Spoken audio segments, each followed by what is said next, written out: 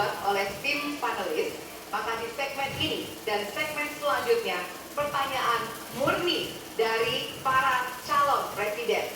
Jawaban pertanyaan akan ditanggapi oleh capres penanya untuk kemudian direspon kembali oleh calon presiden yang menjawab. Sebelumnya, kita undang kembali seluruh calon presiden untuk naik ke atas panggung. Persilakan Bapak untuk menuju ke panggung utama. Ya, dan untuk segmen ini, kesempatan pertama akan diberikan kepada calon presiden nomor urut 1 untuk bertanya kepada calon presiden nomor urut 2. Dan waktu Bapak 1 menit dimulai dari sekarang. Terima kasih. Pada tanggal 25, Pak Prabowo mendaftar ke KPU sebagai pasangan calon presiden, calon wakil presiden. Sesudah keputusan MK, dan kemudian di MK dibentuk MK yang hasilnya mengatakan bahwa terjadi pelanggaran etika berat yang menyebabkan keputusan yang dibuat oleh MK secara etika bermasalah. Kemudian Bapak punya waktu sampai dengan tanggal 13 November, karena di situ adalah waktu terakhir untuk mengambil keputusan bila ada perubahan. Sesudah Bapak mendengar bahwa ternyata pencalonan persyaratannya bermasalah secara etika, pertanyaan saya, apa perasaan Bapak ketika mendengar bahwa ada pelanggaran etika di situ? Baik, waktunya habis. Kami berikan kesempatan kepada calon presiden nomor urut 2 untuk menjawab selama 2 menit. Waktunya dimulai dari sekarang. Jadi Mas Anies, ya memang suatu perkembangan politik itu ada beberapa segi perspektif, ya. Jadi tim saya, para pakar hukum yang mendampingi saya menyampaikan bahwa dari segi hukum tidak ada masalah. Masalah yang dianggap pelanggaran etika sudah diambil tindakan dan keputusan, ya, waktu itu oleh pihak yang diberi wewenang. Kemudian sudah ada tindakan, dan tindakan pun itu masih diperdebatkan karena yang bersangkutan masih memproses. Tetapi intinya adalah bahwa keputusan itu final dan tidak dapat dirubah. Ya, saya laksanakan. Ya, dan kita ini bukan anak kecil, Mas Anies. Ya. Anda juga paham, ya. Sudahlah, ya. Sekarang begini, intinya rakyat yang putuskan, rakyat yang menilai. Kalau rakyat tidak suka Prabowo dan Gibran, nggak usah pilih kami, saudara-saudara. Dan saya tidak takut tidak punya jabatan, Mas Anies. Sorry ya. Sorry ya.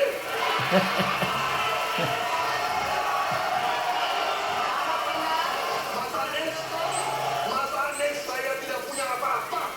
Saya sudah siap mati untuk negara ini. Baik, waktu Anda habis Bapak, dan selanjutnya kami persilakan kepada calon presiden nomor urut 1 untuk menanggapi jawaban dari calon presiden nomor urut 2. Waktu Bapak 1 menit dimulai dari sekarang. Fenomena ordal ini menyebalkan. Di seluruh Indonesia kita menghadapi fenomena ordal. Mau ikut kesebelasan ada ordalnya, mau masuk jadi guru ordal, mau daftar sekolah ada ordal, mau dapat tiket untuk konser ada ordal di mana-mana yang membuat meritokratik nggak berjalan, yang membuat etika luntur. Dan ketika fenomena ordal itu bukan hanya di masyarakat, tapi di proses yang paling puncak terjadi ordal, maka rakyat kebanyakan, dan ini saya rasakan beberapa waktu yang lalu, beberapa orang guru berjumpa dengan saya dan mereka mengatakan, Pak, di tempat kami pengangkatan guru-guru itu mendasarkan ordal. Kalau tidak ada ordal, nggak bisa jadi guru, nggak bisa diangkat. Lalu apa jawabannya? Atasan saya bilang, yang di Jakarta aja pakai ordal, kenapa kita di bawah tidak boleh pakai ordal? Negeri ini rusak apabila tatanan itu hilang. Ya. Sekarang kami berikan kesempatan kepada calon presiden nomor urut 2 untuk menanggapi tanggapan dari calon presiden nomor urut 1. Waktunya 1 menit dan sekarang. Mas Anies, dalam demokrasi, kekuasaan tertinggi ada di rakyat. Hakim yang tertinggi adalah rakyat. Tanggal 14 Februari, rakyat yang akan mengambil keputusan. Kalau kami tidak benar, salah, berkhianat, rakyat yang akan menghukum kami. Waktu masih ada, Bapak? Sudah cukup? Baik, terima kasih. Para tenang hadirin, kita akan lanjutkan. Ya, kita akan lanjutkan. Dan untuk kesempatan ini kami berikan kepada calon presiden nomor urut 2 untuk bertanya kepada calon presiden nomor urut 3. Dan waktu Bapak 1 menit dimulai dari sekarang. Mas Ganjar punya pengalaman sebagai gubernur. Saya ingin bertanya, bagaimana pemikiran Bapak untuk mengatasi pengangguran yang masih banyak, terutama lulusan-lulusan sekolah dan sarjana yang belum tertampung. Mungkin pengalaman Bapak bisa Bapak memberi suatu pencerahan kepada kami. Terima kasih. Waktunya masih ada, Bapak ada yang ditambahkan? Baik, cukup. Oke. Selanjutnya kami berikan kesempatan kepada calon presiden nomor urut 3 untuk menjawab selama 2 menit. Waktunya dimulai dari sekarang. Terima kasih Pak Prabowo. Isu ini sangat kontekstual dan saya kira dari pertanyaan masyarakat begitu sulitnya mendapatkan pekerjaan. Ada beberapa poin Pak. Yang pertama adalah membuka ruang investasi yang cukup besar dengan cara memastikan penegakan hukumnya bisa berjalan baik, kepastian hukumnya berjalan dengan baik, transparan, akuntabel, mudah, murah, cepat dalam sebuah layanan. Tanpa itu dilakukan, mereka akan minggat dan mereka akan pergi, tidak mau datang. Yang kedua, ketika mereka datang, sudah masuk berinvestasi, katakan, pusat-pusat pertumbuhan sudah diberikan kepada mereka oleh pemerintah dengan fasilitasi kawasan industri umpama, insentif pajak umpama, kemudahan perizinan, ease of doing business umpama, maka ketika kemudian itu sudah berjalan, Pak, yang mesti disiapkan adalah SDM. Ketangguhan SDM untuk menjemput itulah yang kita siapkan. Apa itu? Sekolah vokasi, tidak ada yang lain. Dan kemudian SDM inilah yang kita bisa pastikan bahwa mereka sampai dengan 12 tahun mesti sekolah dan gratis. Inilah yang kemudian bisa kita dorong untuk kemudian mereka bisa naik. Ada juga tindakan afirmasi sekaligus untuk menurunkan kemiskinan adalah setiap satu keluarga miskin kita kasih kesempatan satu anaknya sampai ke perguruan tinggi. Karena itulah yang akan membongkar dan kemudian memberikan ruang pekerjaan yang jauh lebih banyak kepada mereka. Maka peran-peran inilah yang mesti kita dorong. Kawasan industri Kendal sudah bekerja sama dengan 100-an lebih sekolah vokasi. Kawasan industri di Batam sedang kita siapkan, bahkan kita bangunkan sekolah. Kerjasama antara pusat, provinsi, kabupaten menjadi begitu penting untuk memfasilitasi itu, dan kemudian tugas kita mensosialisasikan untuk mereka bisa terlibat di dalamnya. Ya, waktu ada habis Bapak dan kami persilakan kepada calon presiden nomor 2 untuk menanggapi jawaban dari calon presiden nomor 3. Waktu Bapak 1 menit. Saya senang mendengar jawaban itu.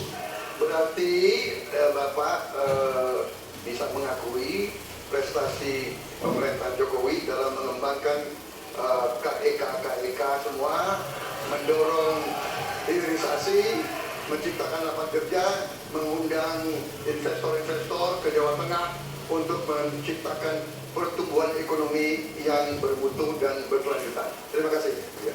Waktunya masih ada, Bapak? Cukup. Cukup. Baik, selanjutnya kita berikan kesempatan kepada calon presiden nomor urut 3 untuk menanggapi tanggapan dari calon presiden nomor urut 2. Waktunya 1 menit dari sekarang. Pak Prabowo, terima kasih. Ketika kami merancang kawasan-kawasan industri dan bagaimana percepatan itu kita lakukan, kami duduk dengan para menteri, bahkan kami duduk dengan presiden. Kami punya pikiran yang sama dalam merancang ini karena kita ingin menjemput 2045 sebagai negara maju, negara unggul. Itu yang harus kita ciptakan. Maka ketika kemudian soal setuju tidak setuju, kami hampir 10 tahun. Bahkan proyek-proyek strategis nasional yang ada di Jawa Tengah, saya bereskan, Pak. Karena itu bentuk tanggung jawab kami sebagai wakil pemerintah pusat di daerah, dan kami tahu posisi itu agar kita berada dalam satu barisan menjemput keunggulan Indonesia di 2045. Masih ada waktu, Bapak? Cukup. Cukup? Baik.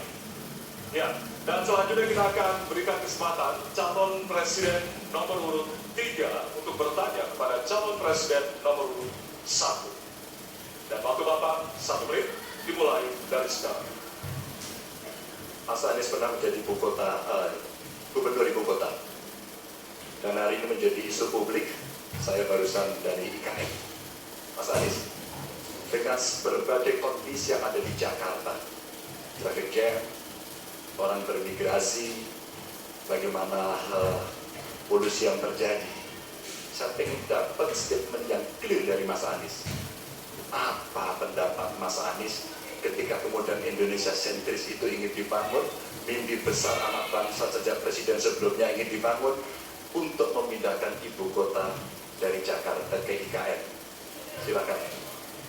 Baik, waktunya masih ada, Bapak? Cukup? Baik, terima kasih. Kemudian kami silakan calon presiden nomor urut 1 untuk memberikan jawaban selama 2 menit dimulai dari sekarang. Kalau ada masalah jangan ditinggalkan, diselesaikan. Itu filosofi nomor 1. Jadi ketika di Jakarta menghadapi masalah, maka masalah lingkungan hidup, masalah lalu lintas, kepadatan penduduk, ini harus diselesaikan. Ditinggalkan tidak kemudian membuat otomatis selesai. Justru ini yang harus dibereskan.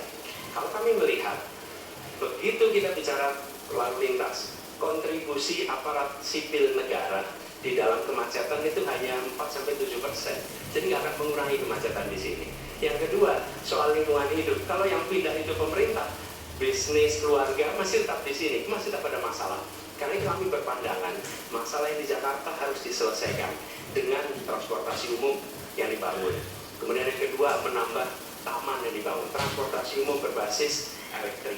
Dan itu semua dikerjakan untuk membuat Jakarta menjadi kota yang nyaman, aman, kota yang membuat kita bisa hidup dengan sehat. Itu terkait dengan Jakarta. Jadi, jangan kita meniru pemerintah Belanda. Mereka punya kota tua. Ketika kota tua turun permukaan, mereka pindah ke selatan, bikin di sekitar Monas. Ditinggalkan. Masalah tidak diselesaikan. Kita harus menghadapi masalah dengan menyelesaikan. Lalu yang kedua, terkait dengan IKN. Ketika kita memiliki masalah yang masih urgen di depan mata kita, di Kalimantan sendiri, kebutuhan untuk membangun sekolah yang rusak sangat banyak. Membangun kereta api atau jalur tol antar kota di Kalimantan itu urgen. Yang merasakan dari uang itu siapa? Rakyat. Sementara yang kita kerjakan hanya membangun tempat untuk aparat sipil negara bekerja, bukan untuk rakyat dan bukan pusat perekonomian. Baik. Ya, waktu sudah habis dan kami persilakan kepada calon presiden nomor urut 3 untuk menanggapi jawaban dari calon presiden nomor urut 1. Waktu Bapak 1 menit, disilakan. Apakah boleh saya simpulkan kalau begitu Mas Anies dalam posisi yang oposisi terhadap beberapa kebijakan termasuk IKN menolak IKN dilanjutkan? Terima kasih. Cukup Bapak? Cukup. Baik. Baik, selanjutnya kami berikan kesempatan kepada calon presiden nomor urut 1 untuk menanggapi tanggapan dari calon presiden nomor urut 3. Waktunya 1 menit dari sekarang. Inilah salah satu contoh produk hukum yang tidak melewati proses dialog publik yang lengkap. Sehingga dialognya sesudah jadi undang-undang Dan ketika dialognya sudah undang-undang, siapapun yang kritis dianggap oposisi, siapapun yang pro dianggap pro pemerintah. Kenapa? Karena tidak ada proses pembahasan yang komprehensif, yang memberikan ruang kepada publik. Ini negara hukum, bukan negara kekuasaan. Dan negara hukum berikan ruang kepada publik untuk membahas sebuah peraturan sebelum dia ditetapkan.